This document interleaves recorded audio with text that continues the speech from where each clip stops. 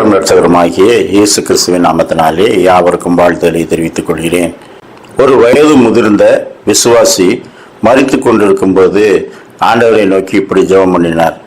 ஆண்டவரே, நான் என் வாழ்க்கையிலே நீர் கொடுத்த நன்மையான சில ஈவுகளை அனுபவித்தேன். ஆனாலும் எல்லா நாட்களும் நான் விசுவாசத்துக்காக போராட வேண்டியது இருந்தது. ஒருபோதும் விலையேற பெற்ற ஒன்றை நான் அனுபவிக்கவே இல்லை.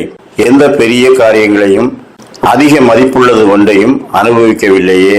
இப்பொழுது நம்மிடத்திலே வரும்படிக்கு ஆயத்தப்பட்டுக் கொண்டிருக்கிறேனே என்று சொன்னார். உடனே ஒரு தேவதூதன் அவருக்கு முன்பாக தோன்றி, சரி, நீ பரலோகத்துக்குள்ளே வரும் முன்பதாக இந்த உலகத்தை சுற்றி திரிந்து விலை மதிப்புள்ள ஒன்றை பரலோகத்துக்கு எடுத்து வா. அதுவரை நீ யாருடைய கண்களுக்கும் தெரிய மாட்டாய்.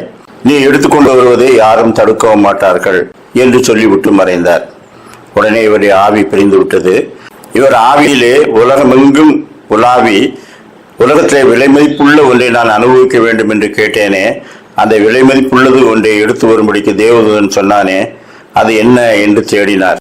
ஒரு ராஜாவின் மணிமுகத்திலே வைக்கக்கூடிய மிகப்பெரிய வைரக்கல் கிடைத்தது. இதுதான் உலகத்திலேயே அதிக மதிப்புடையது. இதை பரலோகத்துக்கு எடுத்து செல்வேன் என்று ஒளி மிகுந்த அந்த கல்லை எடுத்துக்கொண்டு பரலோகத்துக்கு அவர் புறப்பட்டு கொஞ்ச தூரம் போகும்போதே பரலோகத்தின் வெளிச்சம் எவ்வளவு மீது பிரகாசித்தது. தான் கையில் வைத்திருக்கும் வைரக்கல்லை பார்த்தார். அது ஒன்றுமே இல்லை. எனவே அதை தூர போட்டுவிட்டு, பரலோகத்தின் மகிமைக்கு இது கொஞ்சமும் ஈடாக மாட்டேன் என்கிறதே என்று இவர் கீழே வந்து மீண்டும் தேடினார். ஒரு தங்க சுரங்கத்திலே ஜனங்கள் வேலை செய்து கொண்டிருந்தார்கள். ஆனால் இவர் தங்க சுரங்கத்துக்குள்ளே பார்க்கும்போது அதற்கு இன்னும் அடியிலே சுத்தமான தங்கம் பல கிலோமீட்டர் ஆழத்திலே இருந்தது. உடனே இவர் தன்னுடைய கையை நீட்டி, இது உண்மையிலே விலையேற பெற்றதுதான் என்று எடுத்துக்கொண்டு பரலோகத்துக்கு போனார். அங்கே வாசலுக்கு வெளியிலே நின்று பார்க்கும் போதே அங்கே தரையெல்லாம் தங்கத்திலே தான் போட்டிருந்தது. அப்படியானால் இங்கே உள்ள மண்ணையா நான் எடுத்து வந்தேன், இதுவும் சரியில்லை என்று சொல்லி அதை தூர இருந்து விட்டு மீண்டும் போய் தேடினார். அங்கே துன்மார்க்கமாய் ஜீவித்த ஒரு மனுஷன் ஒரு நல்ல பிரசங்கத்தை கேட்டு அவன் மனம் திரும்பி ஆண்டவரை நோக்கி பார்த்து கண்ணீர் விடித்து, ஆண்டவரே என்னை மன்னியும் என்று கேட்டுக்கொண்டிருந்தான். அவனை மெய்யான மனம் திரும்புதலை கேட்ட ஆண்டவர் அவனுடைய பாவங்களை மன்னித்து அவனுக்கு ஒரு சந்தோஷத்தை தந்தார்.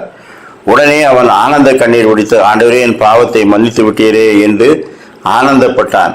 அவன் கண்களில் ஒளிந்த அந்த 2 துளி கண்ணீரை இவர் எடுத்துக்கொண்டு பரலோகத்துக்கு போனார். அங்கே ஏற்கனவே இந்த மனுஷன் நிமித்தம் மிகுந்த சந்தோஷம் உண்டாயிருந்தது. இதுதான் விலையேற பெற்றது என்று சொல்லி அங்கே காண்பித்தார். ஆம், இதைத்தான் நீ ஏற்கனவே செய்திருந்தாய். உன்னுடைய கண்களிலே வழிந்த அந்த மெய்யான மனம் திரும்புதலின் கண்ணீரை கேட்டு ஆண்டவர் உன்னை ரட்சித்திருக்கிறார். அதைவிட பெரிதானதை எதை உனக்கு அவர் தர வேண்டும் என்று எதிர்பார்த்தாய். எனவே உள்ளே வா என்று சேர்த்து கொண்டார்கள். அந்த பாவ மன்னிப்பின் சந்தோஷம்தான் அவர் தந்த வெகுமதிகள் எல்லாவற்றிலும் பெரியது. அதை பெற்றுக்கொண்டிருக்கிறோமா? தேவகுமாரத்திலே வந்து பாவங்களை அறிக்கை செய்து விட்டு விடுகிற எவனும் இரக்கத்தை பெறுவான்.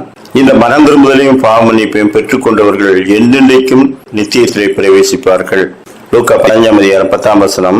அதுபோல மனம் திரும்புகிற ஒரே பாவி நிமித்தம் தேவனுடைய தூதருக்கு முன்பாக சந்தோஷம் உண்டாயிருக்கிறது என்று உங்களுக்கு சொல்லுகிறேன் என்றார். நாம் விலையேற பெற்ற ஆத்தும ரட்சிப்பு என்ற ஒன்றை நாம் பெற்றுக்கொண்டிருந்தால் மற்ற எதுவும் அதற்கு நிகராகாது. கர்த்தரை அது நிமித்தம் நாம் துதிப்போம். அப்படிப்பட்ட நல்ல சிந்தனைகளை கர்த்தர் நமக்கு தந்தருள்வாராக. ஆமென்.